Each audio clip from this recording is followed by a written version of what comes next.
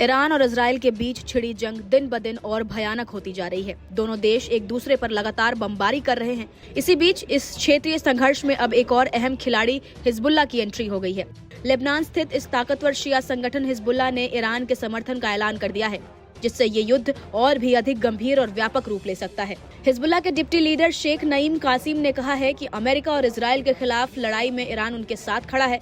Iran का nuclear programme शांति और विकास के लिए जरूरी है। ईरान का परमाणु कार्यक्रम किसी देश को नुकसान नहीं पहुंचाएगा। ये पश्चिम एशिया के लिए एक बड़ा वैज्ञानिक योगदान हो सकता है। उनका संगठन अमेरिका और इजराइल के खिलाफ लड़ाई में ईरान के साथ खड़ा है। उन्होंने ईरान के परमाणु कार्यक्रम को शांति और विकास के लिए जरूरी बताया और कहा कि इससे किसी देश को नुकसान नहीं होगा, बल्कि ये पूरे पश्चिम एशिया के लिए एक बड़ा वैज्ञानिक योगदान साबित होगा। शेख कासिम ने अमेरिकी राष्ट्रपति डोनाल्ड ट्रंप की धमकियों पर भी तीखा हमला बोला।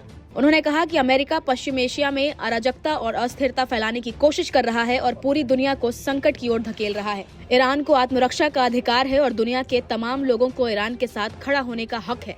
हम अपनी जमीन, अपनी स्वतंत्रता और अपने फैसलों की रक्षा के लिए तेहरान के साथ खड़े हैं। हिजबुल्लाह नेता ने ईरान के सर्वोच्च नेता अयतुल्लाह अली खामनेई के लिए वैश्विक समर्थन की भी अपील की। उन्होंने कहा कि दुनिया के सभी आजाद विचारों वाले, उत्पीड़न के खिलाफ खड़े होने वाले और न्यायप्रिय लोग खामनेई के नेतृत्व के साथ एकजुट हों और समर्थन दिखाएं। हिजबुल्लाह के इस ऐलान के बाद अमेरिका ने कड़ी प्रतिक्रिया दी है। अमेरिकी दूत थॉमस बैरक ने बेरूत से बयान जारी कर कहा कि हिजबुल्लाह का इस युद्ध में शामिल होना एक बहुत ही गंभीर और खतरनाक गलती हो सकती है।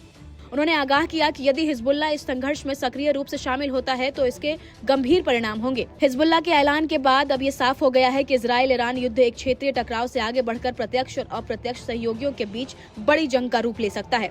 ये पश्चिम एशिया के अस्थिरता को और बढ़ा सकता है और वैश्विक कूटनीति के लिए एक नई चुनौती पेश कर सकता है।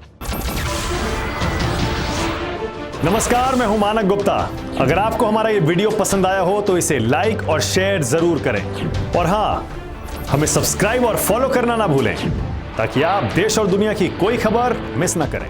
तो जुड़े रहिए हमारे साथ और देखते रहिए न्यूज़ 24।